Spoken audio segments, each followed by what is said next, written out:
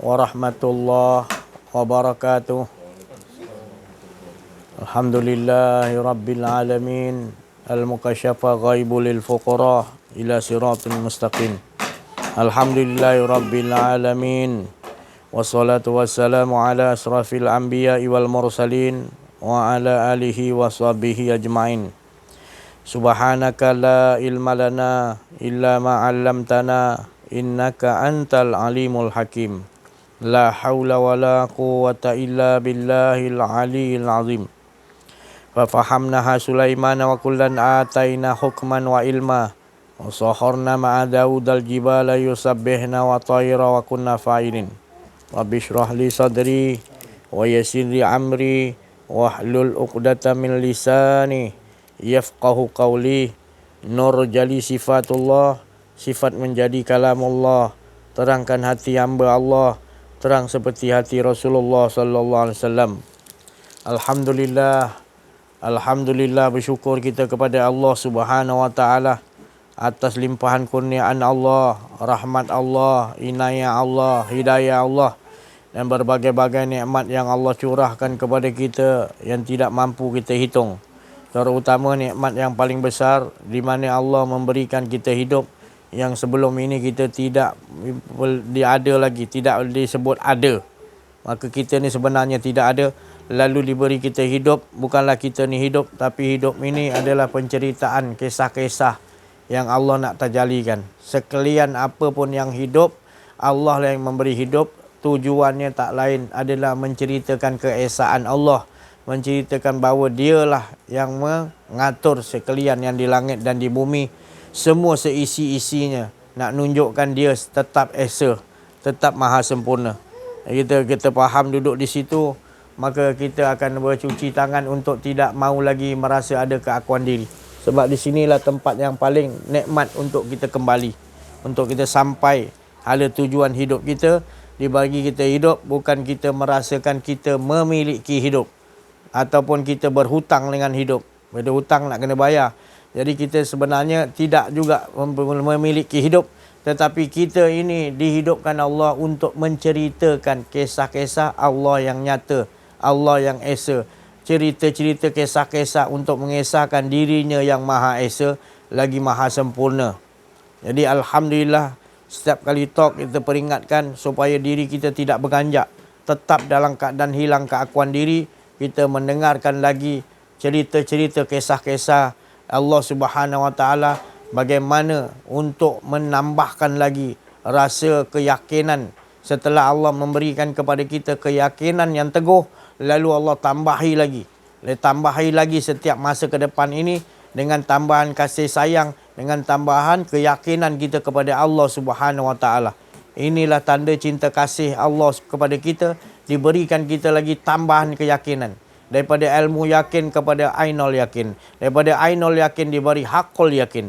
Daripada hakul yakin dibagi kita kamalul yakin. Hingga rasa tak ada benar-benar rasa keakuan kita. Kita melihat, memandang, mendengar semuanya kita dengar dengan pendengaran dia. Kita melihat dengan penglihatan dia. Benar-benar hilang, dileburkan oleh Allah keakuan diri kita. Itulah nikmat yang tidak mampu kita ucapkan nikmat tu tadi. Seperti mana Nabi Ibrahim AS, dia telah dibagi oleh Allah Subhanahu wa taala iaitu keimanan yang teguh, iaitu perkenalan diri Allah kepada Nabi Ibrahim hingga dia yakin benar-benar hakul yakin.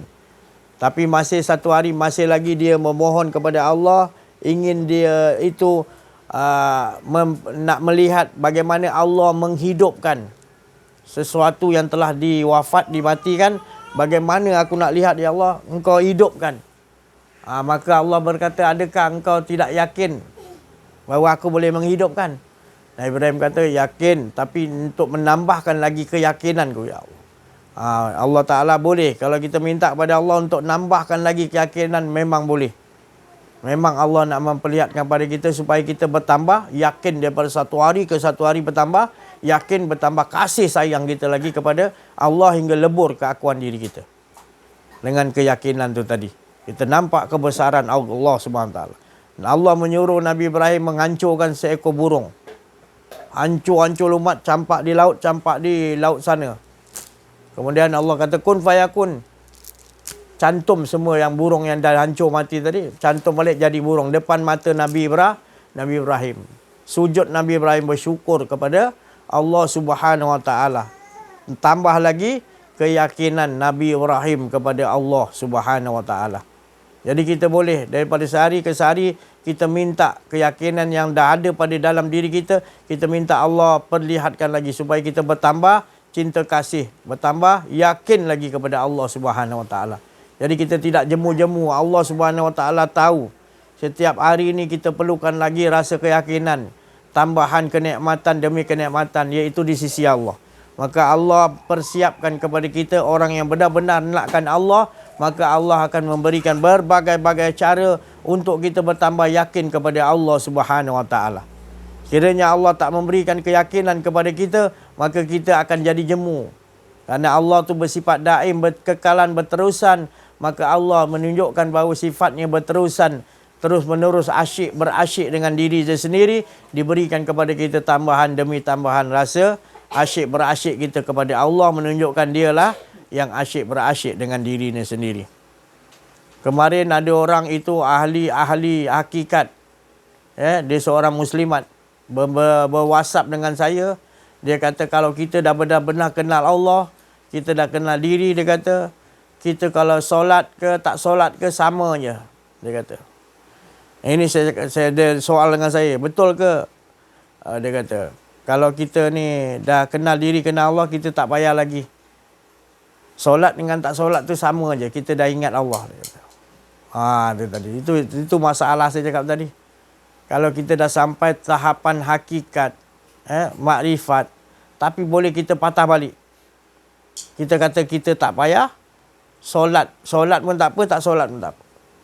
Jadi saya cakap kita walau makrifat kita tinggi macam mana Allah bagi, syariat Muhammad jangan ditinggal. Sebab Nabi Muhammad SAW orang yang paling makrifat kepada Allah, yang paling kenal pada Allah, lagi bengkak-bengkak kakinya solat tambahan. Kita siapa yang nak kata tak payah solat? Solat pun tak apa, tak payah solat. Tak. Saya cakap tadi, jangan tertipulah dengan beletan-beletan, bisikan-bisikan halus. Hawa nafsu kita. Hawa nafsu kita bila nak senang je. Ya. Padahal di sebalik susah tu, dalam susah ada senang. Kita boleh cakapnya tu. Jadi saya cakap dengan dia. Kalau dah sampai waktu lah, kalau kau makan, rasa makan kau tak nak makan, boleh kau tak payah solat. Tapi kau rasa lah lagi nak lapar nak makan. Kau tu perlu solat lagi lah, saya cakap. Kalau tak ada rasa lagi nak makan, nak minum, tak ada, kau tak payah solat lah. Maknanya. Tak lama lagi mati tu. Jadi kita jangan mudah-mudah lah mengubah yang syariat Nabi Muhammad SAW telah tetapkan pada umat dia. Itu satu hikmah yang besar. Syariat, dalam syariat kan ada tarikat. Dalam tarikat ada hakikat. Dalam hakikat tu ada makrifat. Dia seiringan, Nabi kata. Kita makrifat tinggi, hakikat tinggi, tarikat ada. Syariat tak buat, tak boleh, Nabi kata. Ini seiringan. Faham tak seiringan? Kalau kita ada syariat, tarikat, hakikat, makrifat tak ada, tak boleh juga, Nabi kata. Nabi kita kata jangan seiringan. Ini air TO. Dia punya syariat mana? Teh, taruh air panas, taruh gula ke cengkeh ke. Taruh bekas dia. Itu syariat. Syariat tu benda yang kita nampak. Tarikat dia ngambil air tu, ngambil cawan tu ambil. Sampai ke bibir kita masih syariat tarikat lagi. Berjalan tu, jalan tu nak. Tarikat. Kita rasa je teh tu, rasa tup, rasa. Itu hakikat. Hakikat rasa tu hakikat. Mana boleh pisah? Makrifat dia siapa yang bagi rasa kita? Siapa yang ciptakan teh tu? Siapa ciptakan air tu? Itu makrifat. Benda-benda tu sendiri pun Allah dah ajar. Tak pernah berpisah pun. Boleh macam cerita Piramli tu ambil bau je. Dah sudah tepuk tangan naik atas. Boleh itu. Sakit hati kita kan. Tapi Allah dah terang-terang dah. Bukan kata solat. Apa saja pun kena ada keempat-empat ni seiringan. Apatah lagi dalam kita solat. Ada tarikat dia. Ada hakikat dia. Ada makrifat dia. Seiringan. Jangan kita kata, aku dah buat syariat dia sudahlah. Mana boleh. Syariat tu adalah luaran, tak cukup. Kerana Allah ni ada 4 unsur juga dia punya pecahan. Ada yang dinamakan af'al, bentuk. Ada yang dinamakan asma'. Ada yang dinamakan perangai, sifat. Dan keseluruhan zat itu tadi adalah meliputi. Untuk kita mencapai kepada zat, kena ada alif, lam, lam, ha. Nama saya Aziz, bentuk saya begini. Af'al tu bentuk saya. Nama saya Aziz Allah letakkan. Perangai saya macam inilah perangai saya. Yang Allah telah tetapkan perangai itu gitu. Dan keseluruhan saya ni adalah daripada Allah. Tak ada satu pun.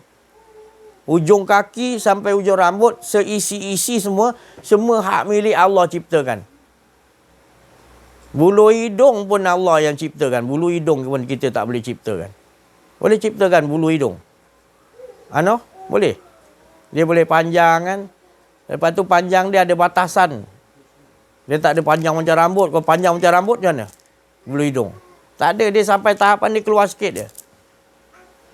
Rambut boleh panjang. Tu. Allah ciptakan semua cantik.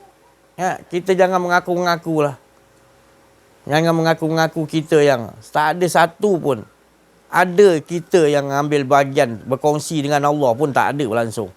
Semua hak milik Allah. Jadi bersyukurlah. Semua. Kita tak mengaji, kita tak tahulah nak nilai telinga, pendengaran, kita tak tahu. Bila dah sakit, tengah tidur, masuk semut ke, masuk binatang ke tengah tidur, baru tahu semut tu buat main dalam tu. Sampai mengganggu hidup kita. Tu tadi. Itu zaman Nabi Ibrahim, Raja Namrud.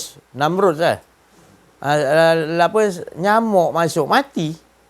Nyamuk ya Allah Ta'ala suruh masuk. Nyamuk masuk. Matilah Raja Namrud yang hebat tu. Tu tadi. Allah nak jadikan cerita. Makhluk yang kecil pun boleh membunuh. Allah hantarkan. Siapa kita? Kita kena mengaji betul-betul supaya kita bertambah takut kepada Allah.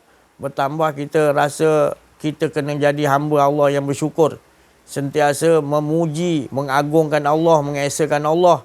Puji-pujian kita tu kita bawa dalam kehidupan. Iaitu hidup kita ini adalah nikmat yang paling besar. Sebab hidup tu adalah merasakan dia yang maha hidup. Sangat penting. Mana hidup aja gitu, hidup tu aja adalah nikmat yang paling besar. Belum lagi yang lain-lain. Hidup tu sendiri adalah nikmat yang paling besar. Cuba kita bawa dalam kehidupan kita skill ataupun rahsia ni. Hidup kita merasakan Allah, hidup tu bukan hidup kita. Hidup tu adalah Allah, rasakan tu, itu pun dah cukup merasakan kita dan merasakan bahagia. Tapi bila kita tak faham hidup ni tadi, kita tak ada erti sesaat pun kita tak ada rasa berharga kita dengan Allah. Malahan kita cari apa yang akan menjadikan hidup kita bahagia. Selain Allah, kita tak akan dapat kebahagiaan. Itu semua kepura-puraan. Zinatul, perhiasan dia untuk nak tengok luaran aja. Sebenarnya wal baqiyah. Betul dalam tu tadi rasa betul-betul hidup tu Allah. Bangunnya tidur, alhamdulillah Allah hidup aja. Hidup tu dah bahagia. Kerana apa? Hidup tu Allah bukan kita. Hidup tu adalah Allah. Jadi tidak lagi kita nak merasa ada lagi keakuan diri. Latih diri kita hidup tu. Jadi tak dapat apa-apa pun keliling kita, kita tetap bahagia sebab hidup. Jadi ini nak dibawa terjemahkan dalam kehidupan kita. Kita kalau tak dapat duduk hidup di sini, kita rasa hidup tu tak bahagia aja. Kita nak ni sebenarnya semua tu adalah membawa kita kepada hanyut kepada kelalaian. Hanyut diri kita berada di dalam kesempitan lagi. Tapi kalau kita bahagia rasa hidup dengan Allah Subhanahu Taala, hidup kita bahagia rasa luas. Kita duduk rumah sempit, tak besar, tapi kita rasa luas. Sebab apa? Kita bahagia dengan hidup dengan Allah. Tapi kalau rumah kita luas macam istana, tapi kita tak rasa hidup bahagia dengan Allah. Kita rasa tak cukup lagi, nak besar-besarkan lagi. Renovate lagi lah. gatal tangan, ada yang tak cukup. Tambah ni, buat ni. Dah elok dah taman depan rumah, buat lagi. Tak cukup lagi, bela binatang ni. Nak ada je, apa benda yang nak dipuaskan tak tahu. Dia tak nampak. Tapi kalau dia dah nampak kebesaran Allah dalam hidup dirinya, dia pasti akan rasa cukup, puas apa pun pemandangan yang dilihat cukup. Dia nampak, iaitu Allah lah yang menciptakan. Dia rasa luas hidup dia, bahagia hidup dia. Kita ni jadi tak bahagia ni sebab sempit. Sempitnya apa? Pemikiran kita yang buat jadi sempit. Dah bagi ni pun tak cukup. Dia bagi ni tak cukup. Dia tidak hargai. Orang-orang, kita lihat dulu orang-orang Bangladesh mula-mula datang Malaysia dulu. Tak tahu cakap Malaysia. Kan? Bila dia dapat sikit tahu kerja kat Petropam tu. RM1 berapa? RM5. Dia dah tahu tu dia punya bahagia dia. Dapat cakap dengan orang kita kan. Bahagia kalam tu tadi. Kita ni tak menghargai kalam. Kita dapat berkata-kata dengan perkataan Allah. Kita tak hargai. Maka itu kita gunakan kalam tu untuk sia-sia. Berapa hari ni kita berpatah-patah perkataan Allah bagi kalam. Keluar daripada peti suara mutakalimun. Keluar tu. Ke mana arah tu tadi? Jadi kita bertanggungjawab atas setiap patah-patah perkataan yang telah kita sebut. Adakah menjadi emas, menjadi perak atau menjadi debu apa ataupun jadi benda yang sia-sia. Jadi itu semua kalau kita tak belajar kenal diri, kenal Allah, kita tak dapat hargailah perkataan kita. Perkataan orang bijak ni, perkataan dia sikit tapi masuk ke diri orang yang mendengar tu menjadi luas. Perkataan ini tadi. Perkataan Rasulullah SAW. Sikit dia perkataan Rasulullah. Sampai sekarang kita pakai. Iaitu Rasulullah kata, apa pun sesuatu itu bermula dengan niat. Niat. Niat tu maknanya yang datang pada Allah. Sentiasa 24 jam tu datang pada Allah. Jadi kita tahu ni daripada Allah. Alhamdulillah. Alhamdulillah kan datang tu tadi. Alhamdulillahillazi anzala ala abdihil kitaba walam yajal. Itu niat tu datang daripada Allah. Kita bersyukur. Kita tidak dah makan kenyang, lambat nak bersyukur. Tapi sebenarnya yang datang lintasan untuk kita nak apa-apa tu, itu harus dialhamdulillahkan dulu. Nak disyukuri dulu. Supaya dia masuk dalam, menyeluruh dalam sekian alam kita, dia akan menjadi membawa mengesakan Allah Subhanahu Wa Taala. Jadi perhatikan dalam kehidupan kita.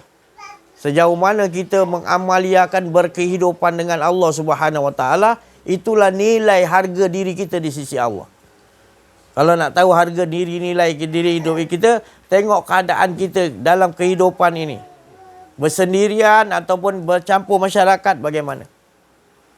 Adakah kita selesaikan percampuran kita dengan Allah bersama masyarakat? Ataupun kita hanya sekadar kita dengan Allah aja kehidupan? Jadi kehidupan ni Allah Ta'ala kata, wa hablum minallah wa hablum minan-nas. Harus dengan Allah dahulu kita kenal dengan Allah. Harus kita faham dulu. Macam mana bila kita dah faham, kita akan waqadar rabbuka. Tetap hati kita sentiasa 24 jam merasakan Allah. Itu makna bereslah. Kita dah wa hablum minallah. Iaitu berakhlak dengan Allah Subhanahu Wa Taala.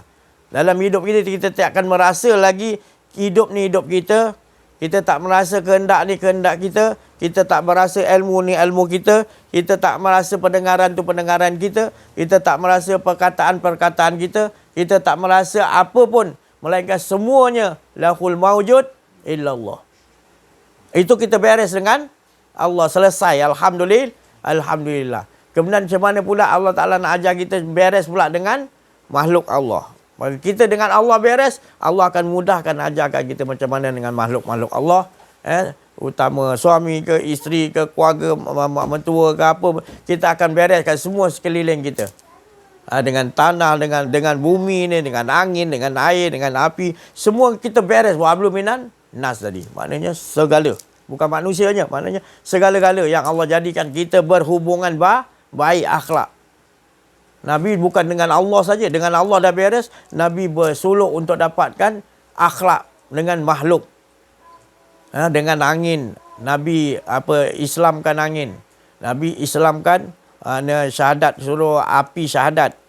Kalau tidak api ni membara ni. Panas kita duduk dalam bumi ni. Jadi Nabi Muhammad SAW Islamkan. Syahadatkan dia. Api pun bersyahadat tu. Yang kita pakai tu api tu bersyahadat tu. Dia ada roh. Nabi suruh dia bersyahadat. Alhamdulillah, masuk Islam. Angin pun gitu, kalau tidak, habis ribut semua ni, gempa bumi. Tapi bila Nabi suruh syahadat, maka dia ikut, dia jadi tenang sikit angin ni. Lepas tu, apa lagi? Api, air, semuanya dah disyahadatkan oleh Nabi Muhammad sallallahu alaihi wasallam. Jadi kita bagaimana? Makhluk-makhluk Allah yang kita pijak bumi ni, dia dah bersyahadat. Ya, kenapa kita pijak dia kuat-kuat? Kita tak pernah bagi salam berhubung dengan dia baik. Satu hari nanti kita akan masuk dalam dia. Baru kita tahu menyesal nanti kita tak buat baik dengan dia.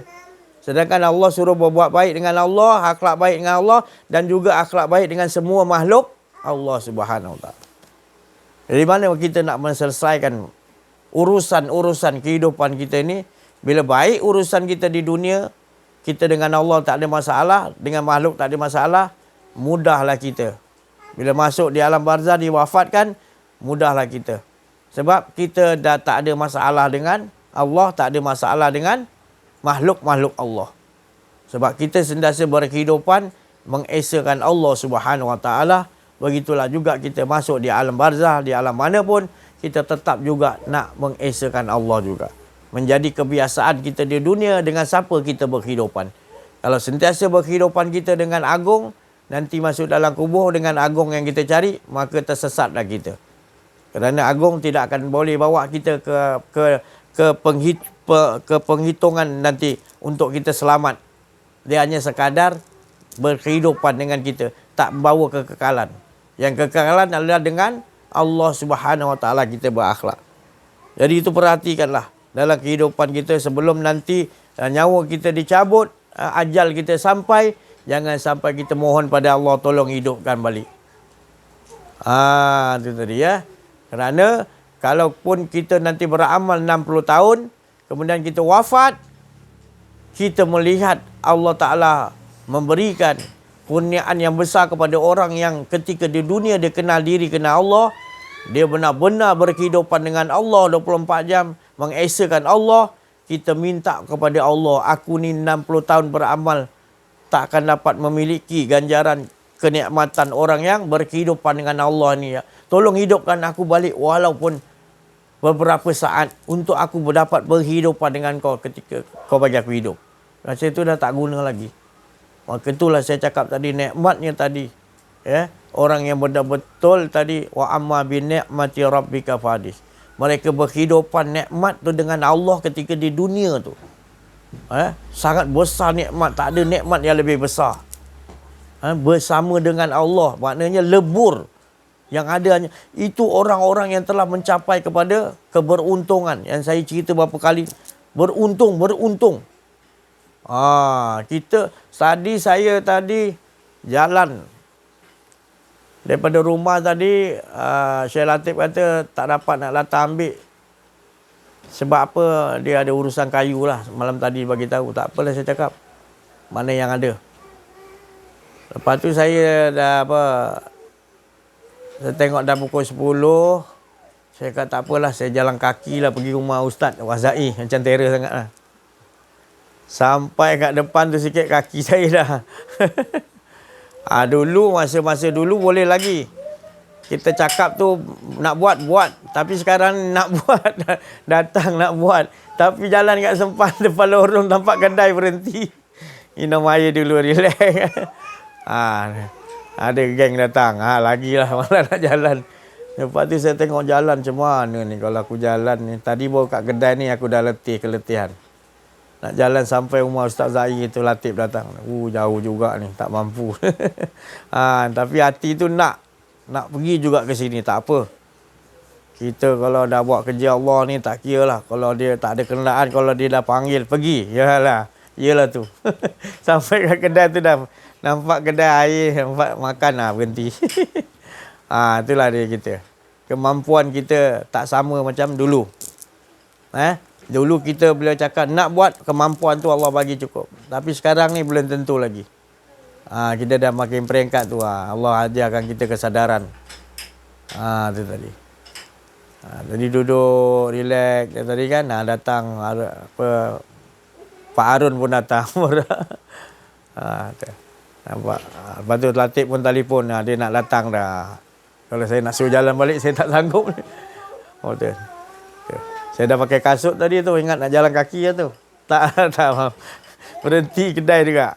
Itu tadi. Kita ni hanya mampu Allah bagi kadang-kadang angan-angan rasa ke situ. Tapi kemampuan kita untuk tu Allah juga yang nak. Kalau Allah tak bagi, kita sekadar datang angan-angan tu je. Itu tadi. Jadi inilah kehidupan kita. Kita kalau sentiasa berkehidupan dengan Allah, kita akan sentiasa mesra lah. Sentiasa berkasih sayang dengan Allah. Sebab Allah ni, Allah SWT, keadaan Allah SWT tu, dia dalam asyik berasyik, sempurna diri dia. Jadi kalau kita kenal, kita tenggelam lebur, kita ke dalam keadaan asyik berasyik. Sempurna.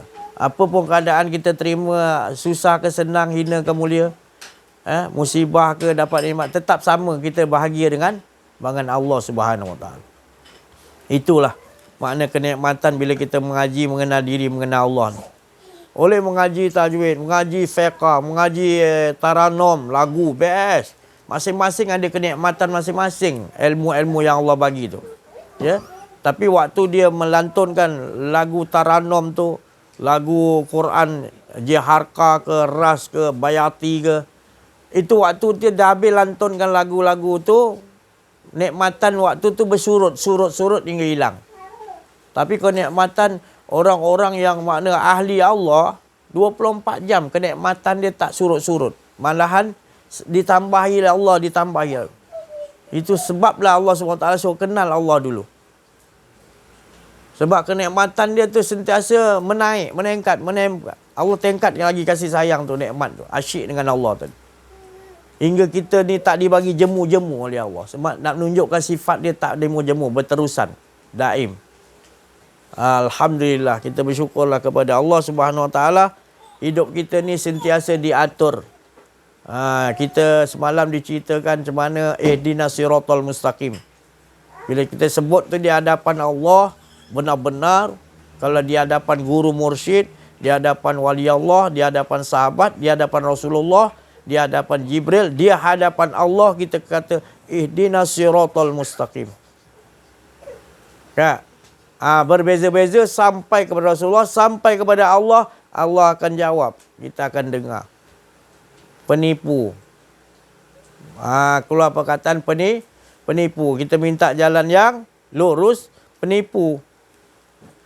Sebab apa penipu?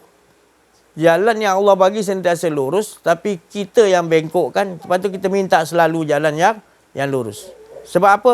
Kita ada keakuan diri tu bengkok. Ada yang rasa keakuan diri, bengkok lah tu. Tapi kita mulut kita sebut selalu ihdinas sirat, minta jalan yang lurus. Padahal kita yang bengkokkan. Kita duduk dalam keadaan bengkok, iaitu keakuan diri. Ini tafsiran yang datang daripada Allah dan Rasul. Ini tafsiran yang benar-benar. Ihdinas siratal mustaqim, minta jalan lurus, jawapan dia adalah kazib, penipu kau ni.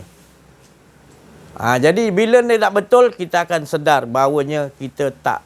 Yang menyebut ihdinas siratal mustaqim tu, akulah. Akulah yang menyebut tadi jalan yang bukan engkau. Kalau engkau ada keakuan diri, itu kazib, penipu. Engkau yang sebut tadi ihdinas siratal mustaqim. Jadi bila sebut ihdinas siratal mustaqim, ma'rifatullah dia adalah kita tidak menyebut jalan yang lurus, tetapi Allah telah memberikan jalan yang lurus dengan tidak ada keakuan diri. Dan engkaulah yang menunjukkan jalan yang lurus tu tadi. Iaitu engkaulah yang mengesakan diri engkau. Itu tafsiran Allah Subhanahu Wa Taala. Bila kita sebut ihdinas siratal mustaqim, kita tidak ada. Jangan dalam kita sebut ihdinas siratal mustaqim, kita ada rasa keakuan diri lagi. Untuk buang keakuan diri adalah kita mengatakan ihdinas siratal mustaqim, engkaulah ya Allah. Yang ada, aku ni telah digaib ataupun telah binasa. Tak ada.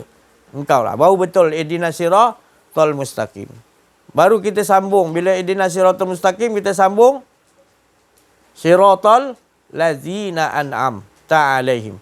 Jalan apa orang yang kita nampak Allah telah bagi kepada para rasul, para nabi, para wali Allah, orang siddiq, itu jalan yang tidak ada keakuan diri lah.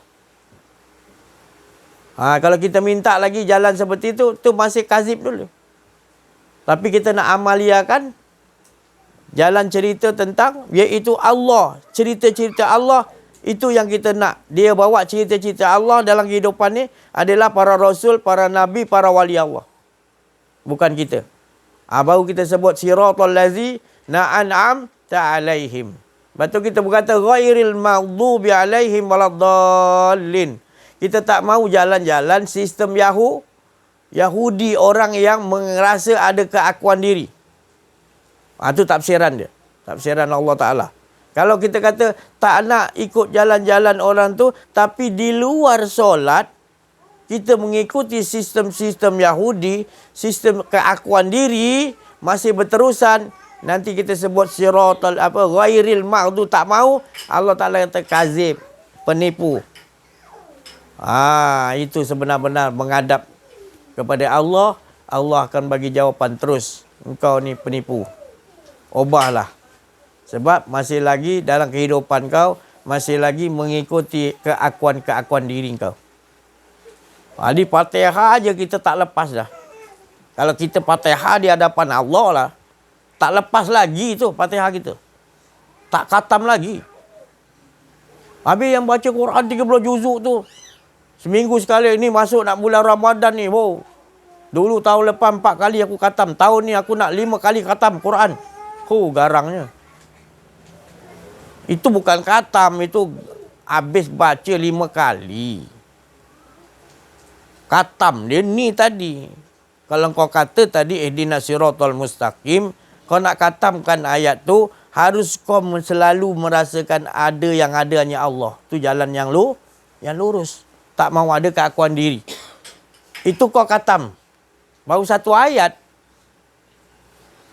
Tu kalau nak betul-betul dengan Allah Subhanahu Wa Taala.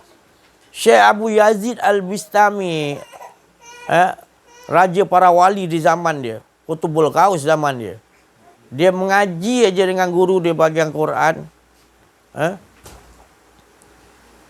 Walidaini ihsana, sampai ayat tu dia pun tutup, minta maaf tuan guru, saya kena balik. Kenapa? Saya nak amalkan dulu. Walidaini ihsana. Saya ada mak bapak dulu. Nanti selesai saya dah taat pada mak bapak selesai, baru saya sambung balik ayat ni. Nampak dia punya orang wali Allah, Qutbul Ghaus, cara dia belajar Al-Quran tu tadi, gitu. Dia tak ikut hawa nafsu kita. Gelojo belajar, baca gelojo, tak tahu makna lintang pukang.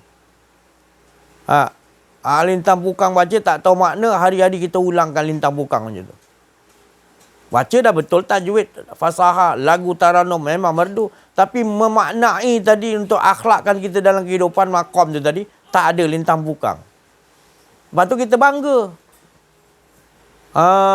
Tadi kita kata banyak satu bacaan, satu huruf dapat 10 kebaikan, janji Allah Ta'ala, hadis kata. Jadi kita duduk kat situ je. Padahal hadis lain ada mengatakan lagi. Al-Quran akan melaknat orang yang baca Quran tapi tak dapat diamalkan. Quran laknat tau orang yang tu. Jangan kita pegang satu hadis je. Balik-balik hadis tu kita pegang. Satu huruf 10 kebaikan. Sampai kita lupa Quran tujuan dia. Wa nunazzilu minal Quran syifa wa rahmatun lil mu'minin. Bacalah. Jadi orang mukmin. Dapatlah kita baca Quran jadi syafaat. Malam tadi duk cerita orang tu dia mengamalkan huruf alif batah yang dikatamkan. Boleh ke huruf alif batah pun nak dikatamkan? Ya, janganlah kau persendakan orang mengamalkan huruf alif. Walaupun dia kata aku tak ada huruf alif, aku tak amal, huruf titik yang aku amal. Jaga baik-baik mulut orang cakap begitu. Itu silat-silat wali Allah. Kita amal banyak-banyak, dia cerita-cerita. Seminggu sekali khatam Quran saya, solat saya bawa, melatah-latah kita depan dia. Dia kata saya huruf alif pun tak lepas lagi. Saya amal huruf titik je. Apa huruf titik pun amal, kita cakap dalam hati. Jangan. Kalau dia ceritakan nanti huruf alif, engkau tahu letak di mana dalam batang tubuh kita? Arif tu pernah tak huruf alif tu bengkok? Tapi kau baca Quran banyak bengkok-bengkok niat kau tadi. Untuk nak nunjukkan kau tu dapat banyak ganjaran, banyak beramal. Kau punya bacaan Quran tu bacaan para orang-orang yang iaitu orang-orang munafik punya cara. Bacaan tu hanya sekadar lepas di kerongkongan. Merdu orang dengar suara kau dapat piala. Tapi Allah tengok dalaman kau pengisian tadi, maqam tadi, kau tak dapat. Kau tak dapat bawa maqam kau dalam kehidupan keduniaan bersama dengan Allah Subhanahu Wa Taala. Allah jadikan ayat-ayat Quran ini untuk gitu. Untuk kita mendapat penyembuh penyakit. Penyakit-penyakit kita dengan Allah Ta'ala tak kenal diri, tak kenal Allah, Quran lah. Tapi mengapa banyak kita baca Quran, kita masih jahil lagi tentang Allah. Masih berpenyakit lagi. Syifa'un kan. Dan juga rahmatun. Syifa'un wa rahmatun lil mu'minin. Bagi orang mukmin. Tapi kalau kita tak jadi orang mukmin ni para rasul, para nabi, para wali Allah, arifin billah. Yang kenal diri, kenal Allah tu orang mukmin. Tapi kalau kita bukan orang mukmin, Quran tu takkan menambah apa-apa sebab zalim. Wala yazidu zalima illa hasar. Wala yazidu zalimina illa hasar. Tak menambah apa-apa pun. Jadi kita ingat rasa syok sendiri dapat 10 kebaikan. Rupanya bagi sisi Allah tak nambah apa-apa pun. Sebenarnya hanya kerugian. Sebab engkau membacanya dengan cara hawa nafsu. Engkau mengambil wuduk, masih lagi wuduk engkau wuduk yang tak kesucian. Sedangkan wuduk ni adalah bersih luar dan dalam. Tapi engkau mengambil wuduk, masih lagi ambil air semayang, luar je bersih. Dalam masih lagi tidak. Jadi engkau pegang Quran dalam keadaan nama engkau istiarkan wuduk, tapi engkau ambil air semayang luar je. Dalam tak bersih. Sebab engkau tak memahami isi Al-Quran itu tadi. Engkau lebih mementingkan luaran. Maka engkau mendapat percikan-percikan yang membawa kepada ke arah kebanggaan diri. Percikan-percikan tu makin lama makin banyak, kita jadi bangga, kita banyak baca. Hingga kita melantunkan ayat-ayat Quran tu bagus dengan taranum, dengan apa semua. Jadi orang hanya sekadar memuaskan hawa telinga yang mendengar suara kita. Tak masuk kepada rohaniah orang yang mendengar bacaan Quran kita. Tu tadi. Inilah kita bila tak dapat kemanisan dengan Allah kerana kita mementingkan kepada ganjaran, maka kita tak nampak Allah pada waktu itu kita membaca Al-Quran. Kita tak baca Al-Quran di hadapan Allah Subhanahu Wa Taala. Kita tak membaca Al-Fatihah tu di hadapan Allah. Lagilah. Ibu segala ayat-ayat kitab-kitab tu adalah Al-Quran. Dan Al-Quran ni ada ibu dia. Dalam Al-Quran ni ada ibu dia. Ibu dia Al-Quran ni Al-Fatihah. Dan Al-Fatihah pula ada ibu dia. Ibu dia adalah Maliki Yaumiddin iyyaka na'budu wa iyyaka nasta'in. Maliki Yaumiddin iyyaka na'budu wa iyyaka nasta'in. Itu qalbun, hatinya Al-Fatihah. Sebab apa Maliki Yaumiddin iyyaka na'budu wa iyyaka nasta'in. Sebab dia menguasai semua. Itu yang kita nak pecah bedah siasat supaya kita membaca Quran tu dengan Allah, bukan dengan hawa nafsu. Bukan saya cakap tak boleh, tetapi sampai bila kita nak membaca Quran dengan hawa nafsu? Kita tak menakhlakkan, kita tak arifkan makna dia, dan kita tak bedah siasat yang kita baca. Maka itu kita baca, kita tak terasa. Kita sebut Bismillahirrahmanirrahim, kita tak terasa yang menyebut tu tadi adalah zat Allah, yang nak menzahirkannya adalah pemurah dan penyayang. Kita tak nampak tu. Dalam kita membaca tu, kita tak merasai yang dia yang ada Bismillah, dan yang ada pemurah dia sekalian alam, dan dia sayang kepada sekalian alam. Kita tak dapat membaca tu dengan rasa tu dulu. Kita hanya membaca dengan hawa nafsu kita. Wah, jauh kita ni. Ya. Tadi saya cerita huruf alif je. Alif dia tak pernah bengkok. Tapi kita ni bengkok. Alif pun kita tak dapat bawa lagi. Maqam dia. Kita nak hina orang. Apa ni amal huruf alif dia. Tak? Alif. Tapi alif engkau tak sama dengan alif dia. Engkau baca Quran kau 30 juzuk. Dengan dia ada maqam huruf alif. Tak sama dengan kau. Jauh beza. Apaman kana mu'minan kaman kana fasiqa. La yastaun. Tak sama orang mukmin dengan orang fasik. Engkau membaca Quran fasik. Dia membaca Quran walau huruf satu alif tapi dia orang mukmin. Dia bukan orang fasik. Allah kata tak sama beza dia. Orang mukmin kekasih Allah disebut sekali huruf alif dia hidup dah. Orang kena rasuk. Satu sekolah kena rasuk. Rasuk jin kan benda tak tahu lah. Macam-macam guru ni, guru tajwid, guru Quran, hafiz Quran datang nak selesaikan satu sekolah tu kena histeria. Baca habis dah semua. Tak hilang-hilang satu kelas tu kena histeria. Malahan makin kuat lagi menjerit dia. Panggil orang ni yang kau hina ni, kau kata dia apa amal dia. Huruf alif dia. Dia datang. Dia diam, dia pandang huruf alif dia sebenarnya. Tadi yang jadi macam rimau menjerit tadi, semuanya tadi hilang. Tinggal seorang dia duduk. Nampak? Baru tercengang kau. Apa dia baca ni? Kita baca dah habis ayat dah. Tak jadi apa. Dia tak ada baca apa pun nampak. Hilang. Itulah saya cakap tadi. Ini semua peringatan. Allah Ta'ala bagi tahu peringatan. Engkau baca tu dengan aku ke atau dengan nafsu kau? Niat tu tadi. Niat tu yang datang tu kan Allah lah dahulu kan niat tu. Tapi kau tukar dengan kau baca tu untuk ada sesuatu yang kau nak daripada Allah.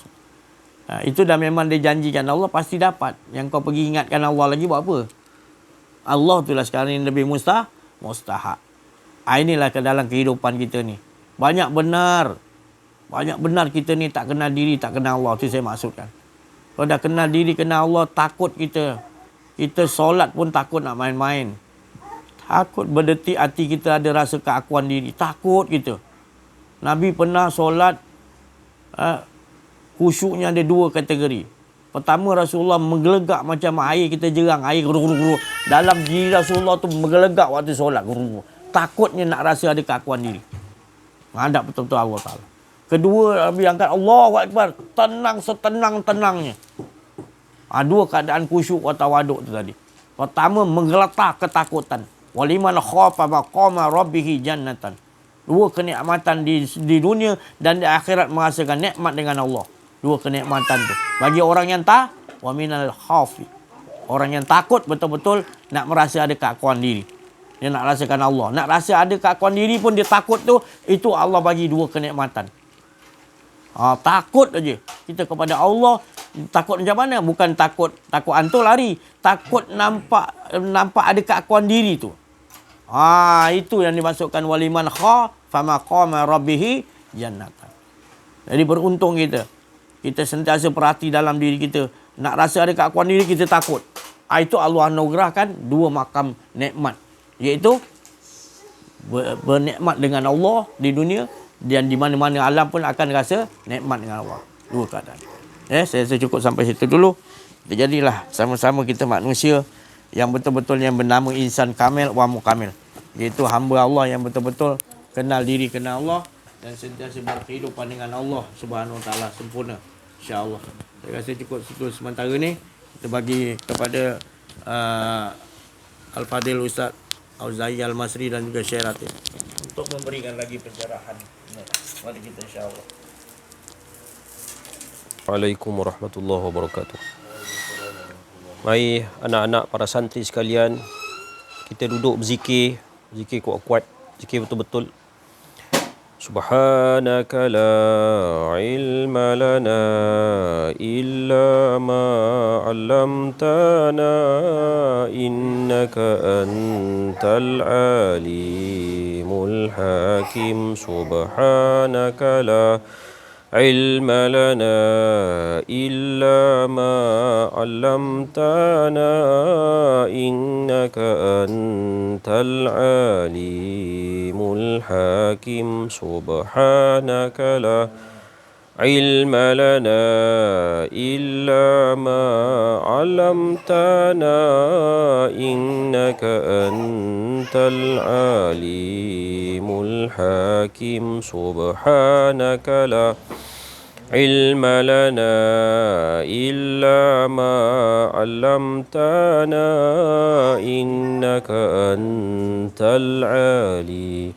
الحكيم سبحانك لا علم لنا إلا ما علمتنا إنك أنت العليم الحكيم سبحانك لا علم لنا إلا ما علمتنا إنك أنت العليم الحكيم.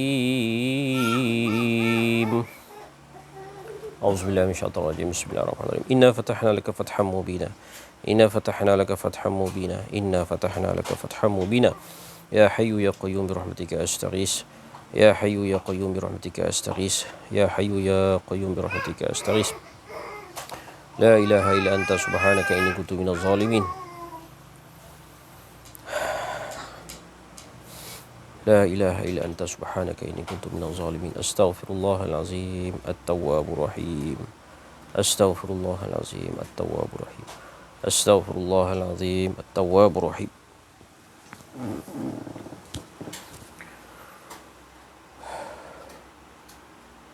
Dajjal ni wujud ke tak wujud? Dajjal ni wujud ke tak wujud? Tu dia. Tu tajuk dia. Terima kasih saya ucapkan kepada Al-Fadil Syekh Abdul Aziz kerana sudi bertandang ke Zawiyah Tok Ayah ini, memenuhi undangan jemputan saya. Dan saya kalau boleh nak jemput ramai-ramai lagi para arif billah. Saya nak jemput Pak Sumit tapi dah tak sempat. Beliau sudah pulang ke rahmatullah. Saya itu nak jemput Maula apa? Maula Amin tu. Saya dapat hubungi Ustaz Hakim tu. Tapi dia tak lalu Perlis. Dia pergi masuk Thailand lalu Kelantan. Jadi saya juga nak jemput Syekh Pak Long Zainal Asri, nak jemput Ustaz Yusaini, nak jemput ramai orang lah, alim ulama, para arif billah untuk memenuhi jadual di Zawiyah Tok Ayah ini. Itu cita-cita lah. Sebagaimana cita-cita Tuan Syekh kita tadi nak berjalan kaki, tapi tengok Allah datangkan dia kereta, terbang terus ke sini. Masya Allah, tabarakallah. Jadi zaman sekarang ni naik kapal terbang tu kira karomah aulia tu. Semua orang boleh naik kapal terbang. Zaman dulu para ulama diberi karomah terbang. Sekarang karomah yang pelik-pelik khariqul adah tu dah menjadi nyata dalam bentuk sains dan teknologi. Mungkin karomah aulia sekarang ni ialah agak saya lah menyedarkan umat dan mencelikkan mata tentang sistem-sistem Dajjal yang tersembunyi di dalam pandangan kita, di alam nyata kita, tapi kita tak sedar. Kita tak sedar. Bahkan kita sedarkan pun tidak sedar-sedar. Kita cakap pun tak mau nak terima. Berbalah-balah. Tapi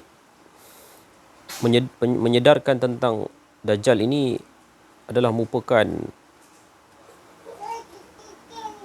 sesuatu yang sudah dinyatakan daripada sejak Nabi Adam.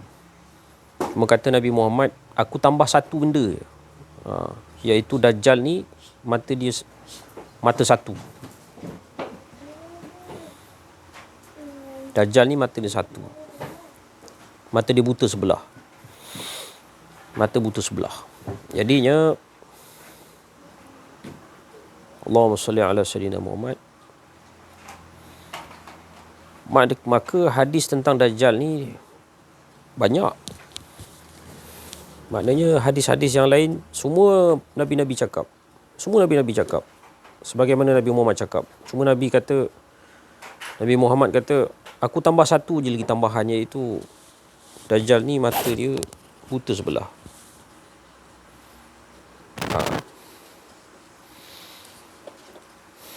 Allahumma salli ala Sayyidina Muhammad. Allahumma salli ala Muhammad.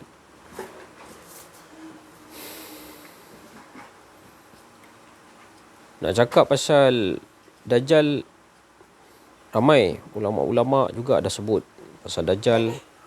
Akan tetapi saya nak menyentuh satu perkara yang pendek je. InsyaAllah pendek je. Iaitu bagaimana nak menghadapi sistem ataupun Dajjal itu sendiri dengan ketauhidan. Kita tahu sebagaimana para ulama mentakwilkan Dajjal ini dia hadir dalam pelbagai lapis. Di antaranya lapisan sebelum dia keluar tu, dia datang dalam bentuk dia punya tentera dia. Dan tentera dia itu macam-macam lah disebut dalam hadis sebagai Abu Sayyad lah.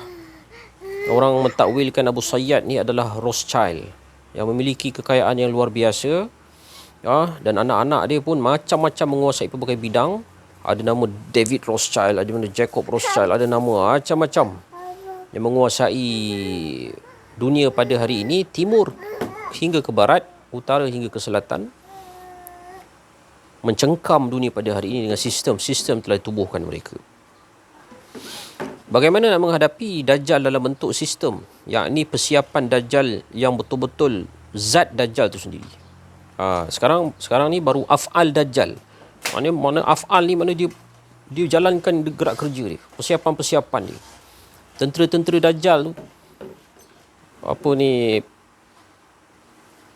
dia orang punya persatuan-persatuan, tentera-tentera, dia orang punya tentacle dia berjalan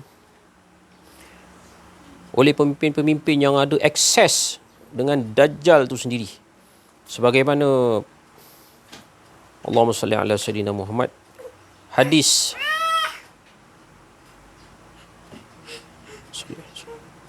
yang seorang sahabat tu dah berjumpa dengan Dajjal tu. Dia berjumpa dengan zat Dajjal yang dijaga oleh jasasah. Jasasah ni pun tak tahu apa benda jasasah hakikat dia tu, binatang ke, malaikat ke. Tapi jasasah ni baik rupanya. Jasasah ni offer kepada Dajjal 3 hari berturut-turut. Sama ada nak jadi orang yang soleh, wali-wali Allah yang terbilang, ataupun engkau akan jadi Dajjal. Dajjal yang dikhabarkan di dalam semua agama langit akan kewujudannya. Sehingga Dajjal akhirnya 3 kali ditanya, tak jawab. Hari kedua tanya tak jawab. Hari ketiga tanya tak jawab. Hari ketiga tu jasasah tanya, macam mana engkau? Lepas tu apa entah yang dia cakap. Dia mengaku dia Tuhan dekatnya. Lepas tu jasasah menjerit, Allah, dia kata, engkau lah Dajjal yang telah dijanjikan tiba. Menjerit dia jasasah tu. Allahumma salli ala Muhammad. Jadi ada makhluk ataupun orang yang boleh akses dengan zat Dajjal ni. Kat mana tak tahu. Yang pastinya penyembah-penyembah Dajjal lah. Penyembah-penyembah dia. Penyembah-penyembah Luciferian ni, penyembah-penyembah sihir Kabalah, berjumpa dengan zat Dajjal, ataupun zat ni maksud dia badan dia lah. Berjumpa dengan diri dia, Dajjal tu sendiri. Jadi Dajjal juga berjalan dalam bentuk bisikan-bisikan daripada tentera-tentera dia, membisikkan apa kena dibuat. Jadi para tentera-tentera dia melakukan persiapan untuk ketibaan Dajjal, keluarnya raja mereka tu. Harapan mereka ini telah difilmkan dalam Lord of the Ring. Di mana mereka menginginkan keluarnya raja mereka, dan mereka perlu melakukan beberapa ritual. Di antaranya mereka perlu meruntuhkan Baitul Maqdis dan membina Temple of Solomon. Mereka perlu mencari, Allahumma salli ala sayyidina Muhammad, lembu merah. Yang dikatakan lembu warna merah tu dah pun ada, tinggal lagi nak sembelih je. Itu semua ritual-ritual untuk memuja, pemujaan supaya Tuhan mereka ataupun raja mereka memerintah atas bumi ini. Dan dikhabarkan dalam hadis nanti keluar betul Dajjal itu selama 37 hari. Hari pertama Dajjal seumpama setahun. Hari kedua dia seumpama sebulan. Hari ketiga seumpama seminggu. Hari-hari berikutnya seumpama sama dengan hari-hari kamu yang lain. Jadi Syekh Imran Hussein menjelaskan, mentakwilkan hadis ni, hari pertama Dajjal sudah keluar. Hari kedua Dajjal sudah keluar. Hari ketiga Dajjal sudah berlaku. Iaitu hari pertama Dajjal ditakwilkan dengan 1000 tahun British memerintah. Ada pengiraan tu macam mana boleh dapat 1000 tu. Ataupun tak semestinya 1000 lah, mungkin 800 tahun ke 900 tahun ke. Hari yang kedua seumpama sebulan itu iaitu Amerika memerintah, menguasai dunia. Dan hari ketiga itu ialah Israel memerintah dunia. Dan hari-hari seterusnya 37 hari Dajjal keluar itu maknanya zat dia ditabalkan sebagai raja, sebagai khalifah lah konon-konon dia atas muka bumi ni sebelum dia berjumpa dengan Imam Mahdi dan Nabi Isa, lalu cair dia seumpama garam. Allahumma salli ala sayyidina Muhammad. Cairlah dia seumpama garam. Allahumma salli ala Muhammad. Jadi benda ini kena dikaji secara diperhalusi dan jangan terlalu ditunggu-tunggu, kerana ada ulama lain menceritakan, mentakwilkan benda ini. Dajjal ini dia akan berlaku 3 malhamah. Ada 3 malhamah. Malhamah kubra. Malhamah kubra tu ada 3. Malhamah pertama macam ni, malhamah kedua macam ni, malhamah ketiga macam ni. Jadi ulama ni menjelaskan malhamah pertama ni pun belum berlaku, malhamah kedua belum berlaku, malhamah ketiga belum berlaku. Lepas tu baru Dajjal keluar bersama dengan tentera dia selama 37 hari mentadbir bumi. Lalu cair, dilawan oleh Sayyidina Imam Mahdi dan Nabi Isa. Allahumma salli alaihi salam. Jadi mungkin kita berada di dalam Dajjal pada era hari pertama dia, hari kedua dia atau hari ketiga dia. Sekarang mungkin peralihan antara hari kedua dan hari ketiga Dajjal. Dia berlaku dalam bentuk sistem. Dan inilah benda ni yang nak beritahu. Inilah pokok ni nak beritahu. Bagaimanakah cara untuk mengatasi masalah sistem ini? Inilah dia talk ni.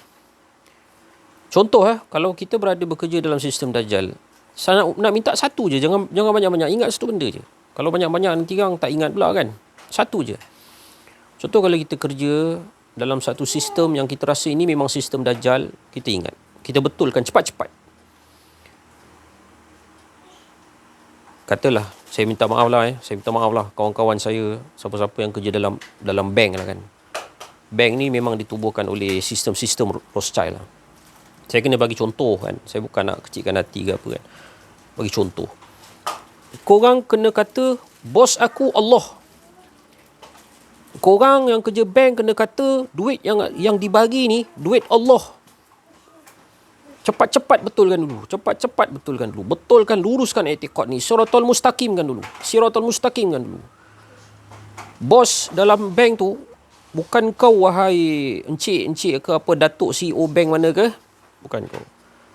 Tapi kau kena cakap kat diri kau sendiri. Bos aku Allah.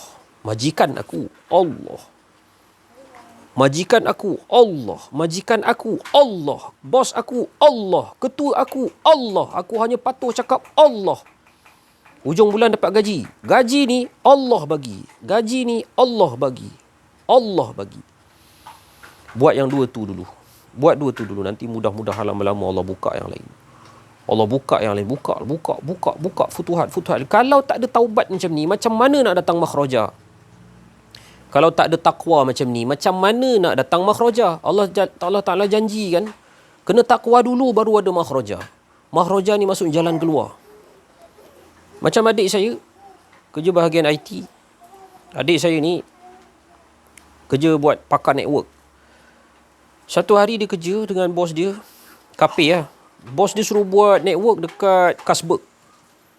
Dekat kilang Kasberg. Sebelum nak sampai job tu, besok dia tulis surat letak jawatan terus. Letak jawatan. 24 jam letak jawatan. Mampu happy apa nak jadi. Lepas tu dia jobless kejap. Mampu happy lah. Takwa, ada takwa. Dia bagi mengadu kat mak saya, tak ada kerja sekarang ni. Gaji tak dapat pun, lantak lah. Suruh buat dekat Kasberg. Mana boleh. Arak ni, semua terlibat. Yang bawa kereta, yang jadi driver, yang tolong angkat, yang tolong jual, yang tolong perah. Semua sama. Allahumma salli ala Sayyidina Muhammad. Lepas tu dia dapat job yang gaji dia berkali-kali ganda lagi daripada bos kafe tu. Kerja dia terus kepada di kilang yang besar, international company. International company. Sampai sekarang kerja goyang kaki buat network kat rumah. Boleh jaga anak, hujung bulan gaji masuk. Nampak steady je. Duduk pula dekat kampung, dekat Pahang sana. Duduk kat kampung tapi kerja dengan syarikat besar. Buat jaga dia punya sistem, jangan bagi virus masuk, jangan bagi penggodam masuk dalam sistem network dia. Itu je kerja dia. Watchdog dia. Dengan kepakaran dia tu. Jadi cukup cantik lah. Nampak akibat daripada takwa tu. Jangan bimbang, jangan risau. Jangan bimbang, jangan risau. Bila takwa, bila taubat, Allah kasih makhraja. Jangan dibimbangkan rezeki. Jangan dibimbangkan maut, ajal dan juga rezeki. Sesungguhnya ia di tangan Allah SWT. Tugas kita jalan. Allah suruh jalan. Allah suruh jumpa. Allah suruh deal.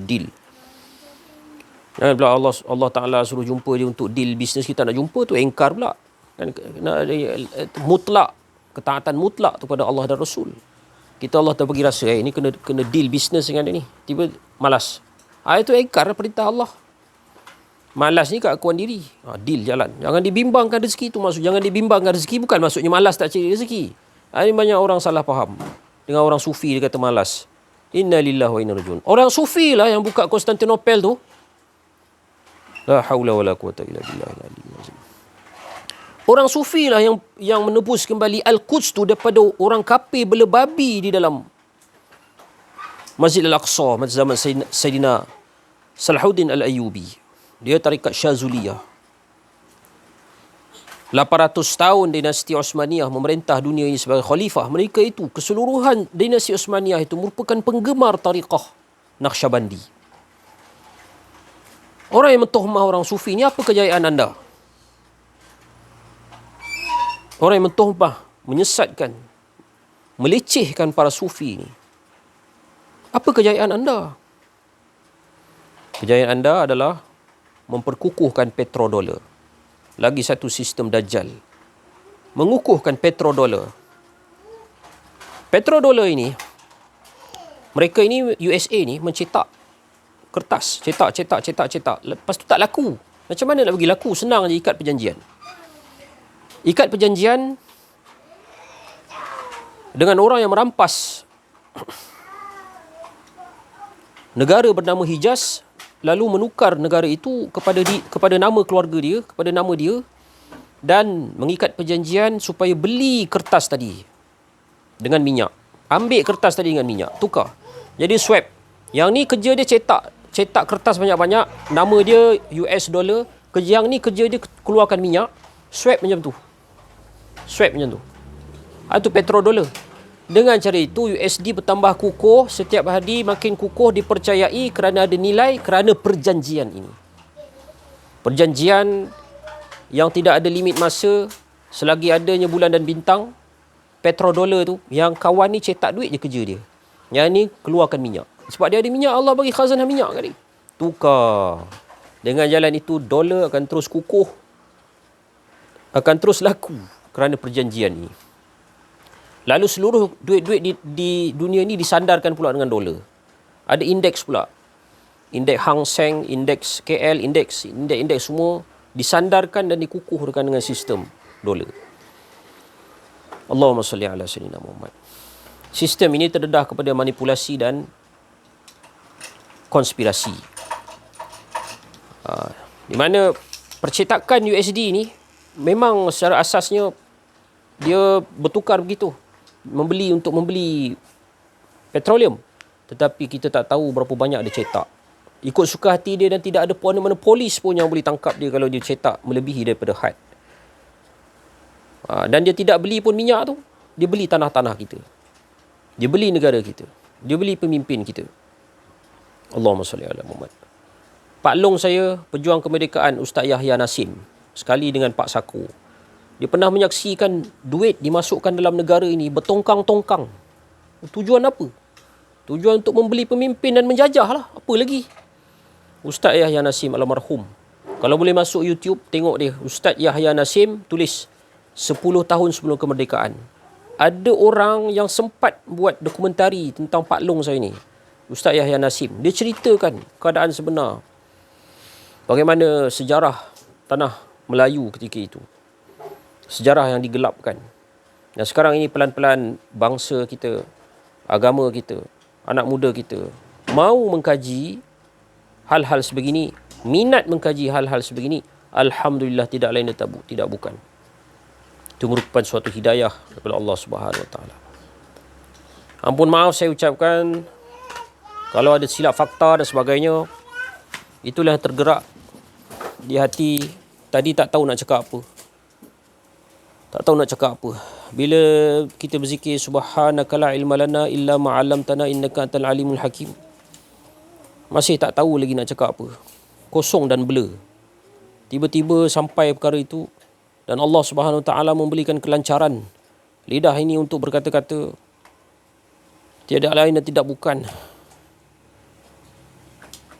Kepada jualah kita mengucapkan tasbih dan takbir dan tahmid dan tahlil. Wabillahi taufiq wal hidayah. Assalamualaikum warahmatullahi wabarakatuh.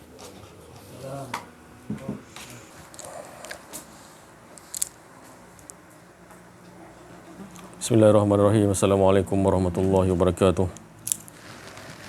Alhamdulillahirabbil alamin. Al-mukasyafa ghaibul fuqara ila siratal mustaqim ila siratal mustaqim ila siratal mustaqim la haula wala quwwata illa billahil aliyil azim. Bersyukur kita kepada Allah Subhanahu wa taala dengan limpahan kurnia Allah Subhanahu wa taala. Dapatlah kita bersama-sama diperjalankan oleh Allah Subhanahu wa taala dengan limpah kurnianya, dengan kasih sayangnya tadi. Dapatlah kita bersama-sama berada dalam majlis stok kenal diri kenal Allah ni, majlis stok duha pada pagi ini, yang mana dialah yang menyusun semua. Tu kata saya daripada semalam pun saya tak rasa saya susun. Jadi semua dialah yang susun. Bukan kita tak ada daya upaya. Jadi saya harapkan itulah yang sebenarnya. Memang jadual diletakkan gitu, tapi apa yang disusun Allah Ta'ala itulah yang sebenarnya kita ikut. Alhamdulillah masih lagi Allah Ta'ala nak letakkan kita dalam majlis Allah Subhanahu Wa Ta'ala ni. Itulah satu keberuntungan Allah Subhanahu Wa Ta'ala. Sebab apa? Dialah yang memanggil kita. Dialah yang memanggil kita. Tapi tak lain. Dialah yang mengasyik pada diri dia sendiri. Sebab dia nakkan satu keasyikan. Beruntunglah kita dipilih oleh Allah Subhanahu Wa Taala pada akhir zaman ini, yang mana macam yang diperkatakan dalam keadaan bercampur baur pun masih lagi kita dipilih oleh Allah Subhanahu Wa Taala. Itulah disebabkan apa? Bukan kita, saya cakap ni pun bukan sebab saya ada ilmu, saya lagi saya tak ada ilmu apa pun ni. Saya lagilah benak lagi ni. Benak lagi. Botol pun saya juga ni. Jadi kita serah pada Allah Subhanahu Wa Taala macam mana keadaan yang Allah Taala nak aturkan. Wa fawwidu amri ila Allah. Kita tak ada mampu, tak ada daya upaya pun. Jadi kalau kita rasa kita yang menyusun, maka tu yang jadi bercelaru itulah. Jadi kita hala tuju tak lain mengesakan Allah Subhanahu Wa Taala, menafikan segala keakuan diri. Macam saya cakap tadi, nak cakap nafi tu saya lah, bukan cakap orang lain. Nafi keakuan diri ni Allah. Kan? Mudah mulut kita nak berkata-kata. Mulut ni nak kata nafikan diri mudah. Tapi nak masuk dalam ni, dalaman ni, nak betul-betul berperang ni bukan mudah. Kalau Allah Ta'ala tak bersama dengan kita, maknanya kita tak, Allah Ta'ala tak membinasakan keakuan diri kita, maka itulah kata. Bagaimana keadaan kehidupan kita, yang kita nakkan Allah ni. Orang yang tak nakkan Allah pun Allah Ta'ala panggil juga. Kan? Bagaimana pula dengan orang yang kita ni yang nakkan Allah Subhanahu Wa Taala. Kita dah tahu hala tuju difaham oleh Allah Subhanahu Wa Taala, menerusi rahmat Allah Subhanahu Wa Taala. Apa pun yang disampaikan semua datang punca dia, sumber dia, apa pun kefahaman daripada Allah Subhanahu Wa Taala. Itu kita dah diberi faham. Bukan kita yang faham pun, kita pun tak ada daya upaya, sebab segala apa yang disampaikan semua, saya yang nak sampaikan ni pun, saya pun yalah tak tahu nak cakap macam mana lah. Jadi kita tetap dengan hala tuju. Kalau kita tetap dengan hala tuju, insya-Allah pasti akan dapat yang dikatakan hala tuju tu apa dia, menafikan keakuan diri kita yang ada hanya Allah. Kita akan dapat Allah Taala susun bagaimana yang dikatakan perjalanan tadi tu, perjalanan yang sentiasa berkehidupan dengan Allah Subhanahu Wa Taala. Jadi sekian daripada saya. Wassalamualaikum warahmatullahi wabarakatuh. La haula wala quwwata illa billah. Teman kita, saudara kita, sahabat kita dunia akhirat, iaitu tak lain Ustaz Fadil, Ustaz Ahmad Auza'i Al-Masri dan juga Syekh Latif, tak ada lain. Semua daripada khatir Rabbani yang benar-benar daripada lintasan kesucian Al-Qudus daripada Allah, dan kalimat-kalimat Rabbi yang diajakkan untuk kita sama-sama kita mengesakan Allah seperti mana Allah mengesakan dirinya sendiri. Sucinya, kasih dan sayangnya ya kepada kita ni kerana bersifat, iaitu sifat akhlak Rasulullah SAW, iaitu kasih sayang sesama kita. Tak ada lain yang diharapkan melainkan nilai kasih sayang sesama kita. Walau tidak pernah berjumpa, tapi kita rasakan seperti kita ini berada di satu naungan wadah dengan Rasulullah. Ada di dalam fat'auni fi ibadi, golongan-golongan hamba Allah yang benar-benar mengesakan Allah. Mana kita terkait dengan perasaan rohama ubainahum, kasih sayang sesama kita. Maka itu yang kami ucapkan, sungguh-sungguh benar-benar sahabat-sahabat kita nak ngajakkan kita betapa nikmatnya berada di sisi Allah, lebur dan kita ajak sama-sama untuk nikmatnya kita dapat sama-sama di dunia lagi kita merasakan kenikmatan, keasyikan. Bukan saja di kalangan ramai, di kalangan kita bersendirian tengah malam qiyam mulai kita asyik kita dengan Allah hingga kan kita waktu tidur kita abaikan sebab kita dah terpaut rasa cinta. Allah berikan cinta kepada kita hingga waktu malam itulah bahagia bagi kita. Begitulah perangai sifat-sifat para rasul, para nabi, para wali Allah, arifin billah. Waktu malam adalah waktu hari raya. Hari raya. Kalau kita hari raya tu bulan Ramadan, masuk 1 Syawal hari raya kan. Bagi orang rasul-rasul pilihan Allah ni, para nabi, siddiqin, arif billah, mereka hari rayanya adalah hari-hari di mana di malam tu dia merasakan keasyikan dengan Allah, lebur dirinya. Dan dia bersiap-siap diri di waktu menjelang malam nak berkeasyikan dengan Allah lagi. Ketika manusia banyak yang tidur, dia waktu tu dia bersunyi-sunyi berasyik-asyik dengan Allah. Tutup lampu gelap-gelap, dia rasakan asyik syok dengan Allah. Matikan dirinya benar-benar rasakan Allah. Itu para rasul punya sifat-sifat dia. Dia punya waktu-waktu qiyam mulai, mereka bangun untuk bermunajat dengan Allah, berasyik-asyik dengan Allah, makrifat pada Allah, dan dia bermohon kepada Allah mengantarkan nur-nur itu tadi yang Allah beri kepada dia untuk diantar kepada masyarakat atau umat-umatnya. Itu sifat-sifat dia, mereka para rasul, para nabi, para wali Allah. Dia tak untuk diri sendiri, tapi dia memikirkan lagi untuk manusia-manusia untuk mendapatkan Allah Subhanahu Wa Taala. Bagi mereka itulah kenikmatan dia di waktu malam. Mereka berhubung betul-betul dengan Allah. Di waktu siang pun berhubung dengan Allah juga, tapi di kalangan dengan ada makhluk. Tapi spesialnya sendirian, dia sendiri dia lagi kuat keasyikan dia dengan Allah SWT, dan mohon dia kepada Allah selamatkan manusia-manusia semua dengan memohon kepada Allah memberikan nur-nur cahaya petunjuk kepada manusia-manusia. Saya rasa cukup sampai situ dulu. Terima kasihlah banyak-banyak kerana perhatian semua. Alhamdulillah masih lagi kita ni diberi oleh Allah nikmat yang besar. Hidup ni nikmat yang paling besar. Jadi yang lain-lain kecil. Jadi tak dapat yang kecil ni jangan heran. Yang besar tu masih tetap, iaitu kita dengan Allah. Dan mohon maaf atas kekurangan kesilapan dalam menyampaikan. ada rasa keakuan diri. Semua yang hadir ni, semua yang hadir ni adalah pilihan-pilihan Allah. Kalau Allah tak pilih, kita takkan dapat hadir ini. Ini pilihan Allah. Maknanya seperti mana Allah memanggil Nabi Muhammad sallallahu alaihi wasallam, subhanallazi, Maha suci Allah memanggil, asra bi abdihi, hamba-hambanya yang terpilih, yang disucikan, iaitu Nabi Muhammad SAW, dan hamba-hambanya yang telah disucikan dipanggil oleh Allah. Daripada Masjidil Haram ke Masjidil Aqsa. Maknanya daripada perjalanan tu Allah bawa perjalanan kepada perjalanan yang penuh dengan kesucian dan keagungan. Begitulah kita sampai di sini adalah perjalanan kita, perjalanan agung dah. Perjalanan yang dimuliakan oleh Allah. Disambut oleh kiri kanan malaikat-malaikat dengan haruman-haruman yang original sepanjang perjalanan kita. Lagi jauh lagi dia datang. Sampai di sini dihamparkan oleh Allah permadani yang indah hingga kita duduk menumpukan keasyikan kita dengan Allah. Allah tak bagi kita fikir-fikir yang lain. Allah nak bagi kita specialnya Allah hamparkan kepada kita. Bagi segi hakikat sebenar. Beruntungnya kita kerana rahmat dan kurniaan Allah Subhanahu Wa Taala serta doa kekasih Allah Nabi Muhammad sallallahu alaihi wasallam sayangkan kepada umatnya. Alhamdulillah. Sekian, wa'afu minkum wa billahi taufiq wal hidayah. Assalamualaikum warahmatullahi wabarakatuh. Takbir. Allahu Akbar. Sallu ala Nabi. Allahu salli ala